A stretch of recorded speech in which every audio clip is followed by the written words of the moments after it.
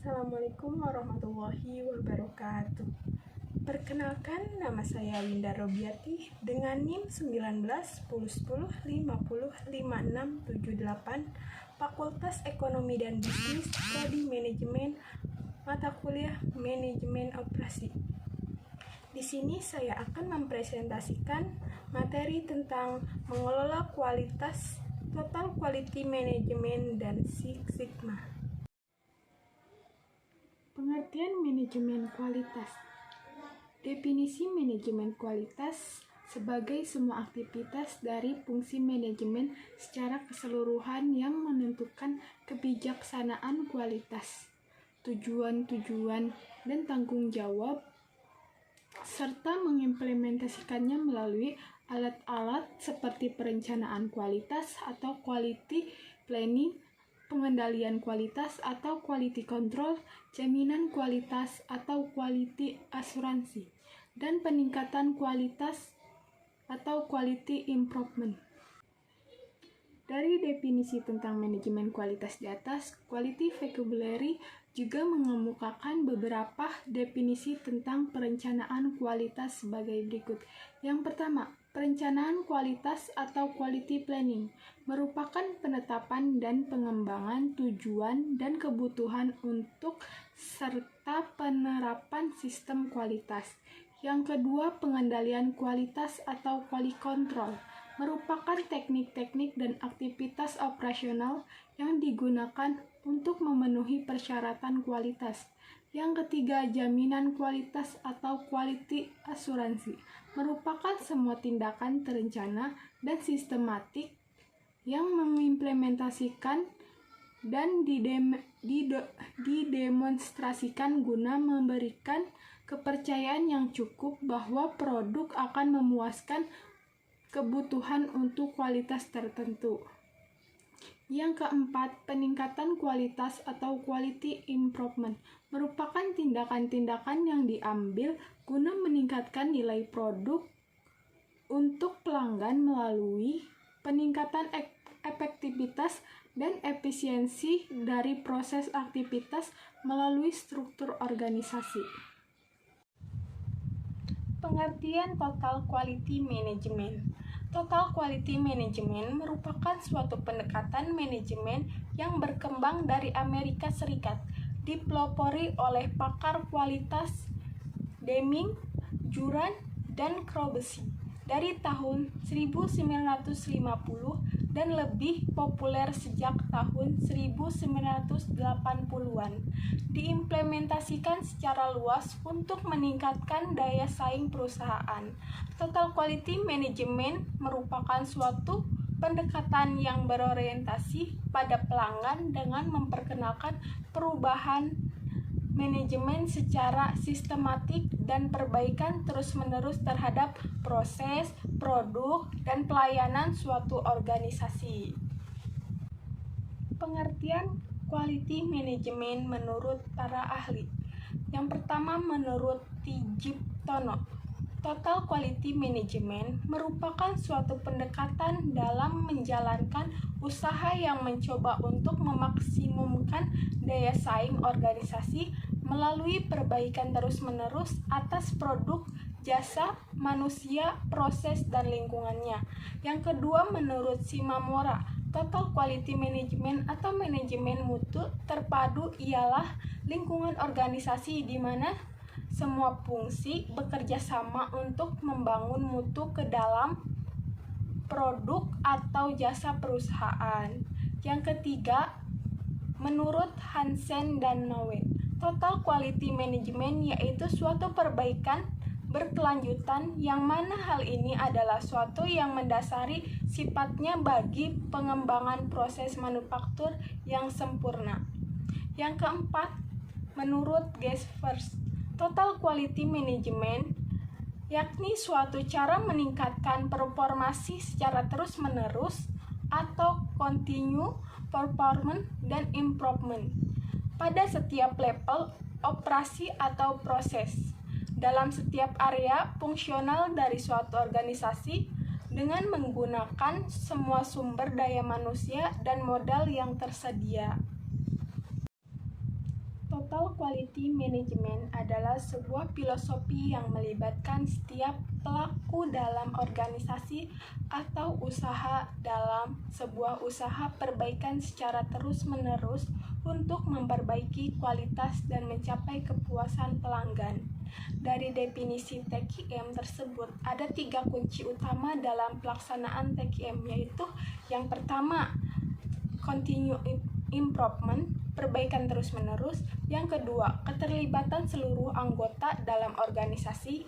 Yang ketiga, kepuasan pelanggan, usaha untuk memenuhi atau bahkan melebihi. Karakteristik Total Quality Management. Yang pertama, fokus pada pelanggan. Yang kedua, obsesi terhadap kualitas. Yang ketiga, pendekatan ilmiah. Yang keempat, komitmen jangka panjang. Yang kelima, kerjasama tim atau teamwork. Yang keenam, perbaikan sistem secara berkesinambungan. Yang ketujuh, pendidikan dan pelatihan. Yang kedelapan, kebebasan yang terkendali. Yang kesembilan, kesatuan tujuan. Yang kesepuluh, adanya keterlibatan dan pemberdayaan karyawan. Prinsip-prinsip Total Quality Management. Yang pertama, program TQM harus didasarkan pada kesadaran akan kualitas dan berorientasi pada kualitas dalam semua kegiatan sepanjang program, termasuk dalam setiap proses dan produk. Yang kedua, program TQM harus memiliki sifat kemanusiaan yang kuat dalam menerapkan karyawan, mengikut sertakan, dan memberikan inspirasi. Yang ketiga, program TQM harus didasarkan pada pendekatan desentralisasi yang memberikan wewenang di semua tingkat, terutama di garis depan, sehingga antusiasme, keterlibatan, dan tujuan bersama menjadi kenyataan. Yang keempat, program TQM harus diterapkan secara menyeluruh, sehingga semua prinsip, kebijaksanaan, dan kebiasaan mencapai setiap sudut dan celah organisasi. Manfaat Total Quality Management. Yang pertama, TQM membuat perusahaan berfokus pada kinerja pasar. Yang kedua, TQM menginspirasi pekerja untuk memberikan mutu terbaik dalam setiap aktivitas. Yang ketiga, TQM mengalirkan prosedur yang penting untuk memperoleh proses yang unggul. Yang keempat, TQM membantu untuk secara kontinu menguji semua proses untuk membuang hal yang tidak perlu dan hal yang tidak produktif. Yang kelima, TQM membantu untuk membangun prosedur yang baik untuk komunikasi dan menghargai kerja yang baik. Faktor-faktor yang menyebabkan kegagalan TQM. Yang A. Delegasi dan kepemimpinan yang tidak baik dari manajemen senior inisiatif. Upaya perbaikan kualitas secara berkesinambungan sepatutnya dimulai dari pihak manajemen, di mana mereka harus terlibat secara langsung dalam pelaksanaannya. Yang B. Proses penyebarluasan. Ada organisasi yang mengembangkan inisiatif kualitas tanpa secara berbarengan mengembangkan rencana untuk menyatukan ke dalam seluruh elemen organisasi. Yang C. Harapan yang terlalu berlebihan dan tidak realistis bila hanya mengirim karyawan untuk mengikuti suatu pelatihan selama beberapa hari. Bukan berarti telah membentuk keterampilan mereka. Teknik PDCA. Plan, Do, Check, Action.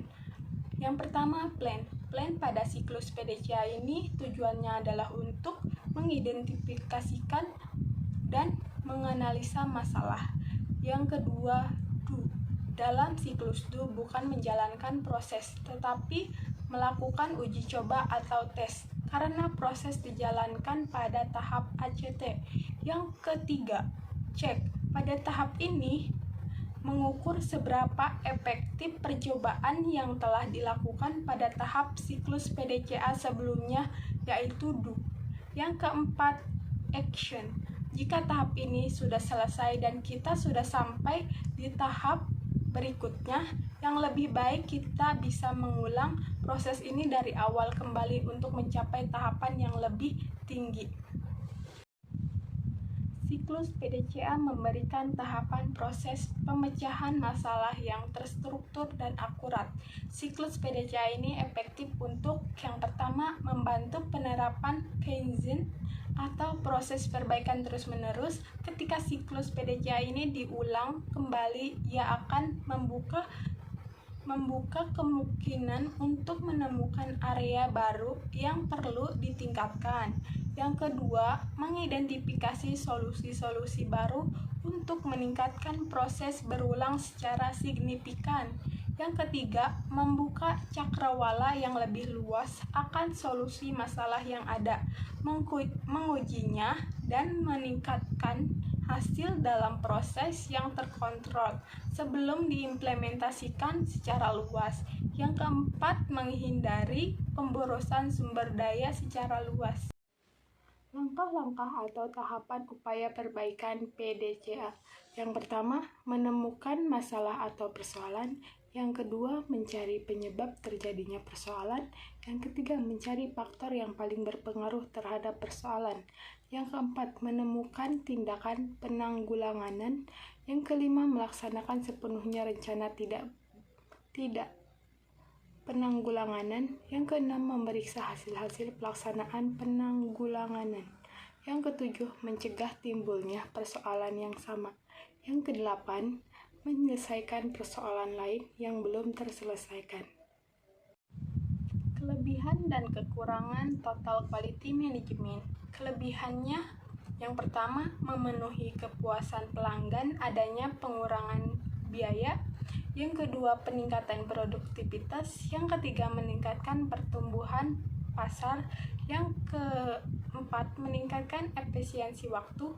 Yang kelima, meningkatkan keterampilan manajerial secara efektif dan efisien. Kekurangan Total Quality Management merupakan aktivitas yang bersifat hanya di dalam departemen di banyak perusahaan. Masing-masing departemen mempunyai kebijakannya secara sendiri-sendiri, sehingga tidak mencakup keseluruhan organisasi. Pengertian Sigma. Definisi Sigma.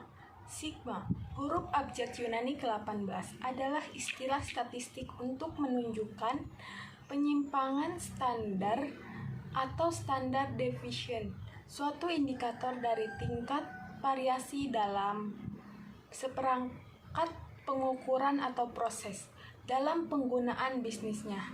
Kata itu menunjukkan cacat pada output suatu proses dan membantu kita memahami sejauh mana proses itu menyimpang dari kesempurnaan. Six Sigma merupakan konsep statistik yang mengukur suatu proses yang berkaitan dengan cacat atau kerusakan. Mencapai 6 sigma berarti bahwa suatu proses menghasilkan 3,4 cacat per sejuta peluang. Dengan kata lain, bahwa proses itu berfokus untuk menghapus cacat dengan cara menekankan pemahaman, pengukuran, dan perbaikan proses. Definisi dan pengertian Six Sigma dari beberapa sumber buku. Menurut Miranda dan kawan-kawan 2006, Six Sigma adalah sebuah metode berteknologi canggih yang digunakan oleh para insinyur dan statistiawan dalam memperbaiki atau mengembangkan proses atau produk. Yang kedua, menurut Gesver 2002, Six Sigma adalah suatu peningkatan kualitas menuju target 3,42 kegagalan dalam persetujuan kesempatan DPMO untuk setiap transaksi produk, barang, dan jasa. Upaya giat menuju kesempurnaan, zero defect, kegagalan 0. Menurut Hari dan Schroeder 2000, Six Sigma adalah strategi yang menggunakan metodologi metode sistematis dalam pengumpulan data dan analisis statistik untuk menentukan metode sistem dalam pengumpulan data dan analisis statistik untuk menentukan sumber-sumber variasi dan cara-cara untuk menghilangkannya. Menurut Nasution 2015, Six Sigma adalah strategi bisnis untuk menghilangkan pemborosan, mengurangi biaya karena kualitas yang buruk, dan memperbaiki efektivitas semua kegiatan operasi, sehingga dapat memenuhi kebutuhan dan harapan pelanggan. Tujuan dan manfaat Six Sigma, tujuannya yaitu Sigma adalah untuk meningkatkan kinerja bisnis dengan mengurangi berbagai variasi proses yang merugikan, mereduksi kegagalan produk atau proses, menekan cacat produk, meningkatkan keuntungan, mendongkrak moral karyawan, dan meningkatkan kualitas produk pada tingkat yang maksimal. Manfaat Six Sigma: 1. Menunjang kesuksesan yang berkesinambungan. Yang kedua, memperkuat nilai di mata konsumen. Yang ketiga, mempercepat perbaikan. Yang keempat, menjadi standar baru. Yang kelima, melakukan perubahan strategi. Filosofi Six Sigma: 1. Fokus yang sesungguhnya kepada pelanggan, didukung oleh sikap yang mengutamakan kebutuhan para pelanggan, juga sistem dan strategi yang berfungsi untuk meningkatkan bisnis kepada suara pelanggan. Yang kedua, manajemen yang digerakkan oleh data dan fakta, dengan sistem-sistem pengukuran yang efektif yang melacak hasil dan hasil akhir maupun proses, input, dan faktor-faktor prediktif lainnya. Yang ketiga, fokus proses manajemen dan perbaikan. Sebagai sebuah mesin untuk pertumbuhan dan sukses, proses-proses dalam Six Sigma didokumentasikan, dikomunikasikan, diukur, dan diperbaiki pada basis terus-menerus. Yang keempat, manajemen proaktif meliputi kebiasaan praktik-praktik yang mengantisipasi masalah dan perubahan-perubahan, menetapkan fakta dan data, dan asumsi-asumsi pertanyaan mengenai tujuan dan bagaimana kami melakukan sesuatu. Yang kelima, kolaborasi tanpa batas, kooperasi khusus antara kelompok-kelompok internal dan dengan para pelanggan, pemasok, dan mitra rantai persediaan. Yang keenam, dorongan untuk sempurna tetapi toleransi terhadap kegagalan. Prinsip Six Sigma: yang pertama, fokus pada konsumen. Yang kedua, mengidentifikasi masalah. Yang ketiga, eliminasi proses yang tidak perlu. Yang keempat, partisipasi dari semua pihak. Yang kelima, ekosistem yang fleksibel dan responsif. Metode Six Sigma. Berikut di bawah ini metodologi dalam penerapan Six Sigma atau lebih dikenal dengan nama DMAIS: Define, Measure, Analyze, Improvement, dan Control. Yang pertama, Define merupakan langkah profesional pertama dalam program peningkatan kualitas Six Sigma, yaitu mendefinisikan tindakan-tindakan action plan yang harus dilakukan untuk melaksanakan peningkatan dari setiap tahap proses bisnis. Yang kedua, Measure merupakan langkah operasional kedua dalam program peningkatan kualitas Six Sigma. Terdapat 3 hal pokok yang harus dilakukan dalam tahapan Measure, yaitu 1. Memilih atau menentukan karakteristik kualitas CTQ kunci yang berhubungan langsung dengan kebutuhan spesifik dari pelanggan. Yang kedua, mengembangkan suatu rencana pengumpulan data melalui pengukuran yang dapat dilakukan oleh proses. Yang ketiga, mengukur kinerja current performance pada tingkat proses output, dan outcome. 3. Analis merupakan langkah operasional ketiga dalam program peningkatan kualitas Six Sigma. Ada 3 hal penting dalam langkah ini, yaitu yang pertama, menetapkan kapabilitasan proses CP. Yang kedua, mendefinisikan target-target kinerja. Yang ketiga, mendefinisikan sumber-sumber variasi. Yang keempat, improvement. Dalam langkah improvement ini ada 3 hal pokok yang harus dikerjakan. Yang pertama, mengetahui penyebab potensi yang menyebabkan variasi proses. Yang kedua, menemukan hubungan variabel-variabel kunci penyebab variasi. Yang ketiga, menetapkan batas-batas toleransi operasional. Yang kelima, kontrol merupakan tahap operasional terakhir dalam proyek peningkatan kualitas Six Sigma. Pada tahap ini, hasil-hasil peningkatan kualitas didokumentasikan dan disebarluaskan. Ada 3 hal pokok yang harus dilakukan dalam langkah pengendalian, yaitu 1. Melakukan validasi terhadap sistem pengukuran. Yang kedua, menentukan kapabilitas proses yang telah tercapai sekarang. Yang ketiga, menerapkan rencana pengadilan proses. Istilah-istilah dalam Six Sigma. KTQ, critical to quality, atribut-atribut yang sangat penting untuk diperhatikan karena berkaitan langsung dengan kebutuhan dan kepuasan pelanggan, merupakan elemen suatu produk, proses, atau praktek-praktek yang berdampak langsung pada kepuasan pelanggan. Variasi atau variation. Variasi merupakan apa yang pelanggan lihat dan rasakan dalam proses interaksi antara pemasok dan pelanggan tersebut. Atau dapat juga disebut bahwa variasi adalah penyimpangan atau perbedaan antara keinginan atau ekspektasi pelanggan dengan produk yang ada. Yang ketiga, cacat atau defect, kegagalan suatu proses untuk memberikan apa yang diinginkan oleh pelanggan dengan ukuran sesuai dengan spesifiknya. Yang keempat, DPMO, defect per millions of turns, ukuran kegagalan dalam Six Sigma yang menunjukkan kegagalan per sejuta kesempatan.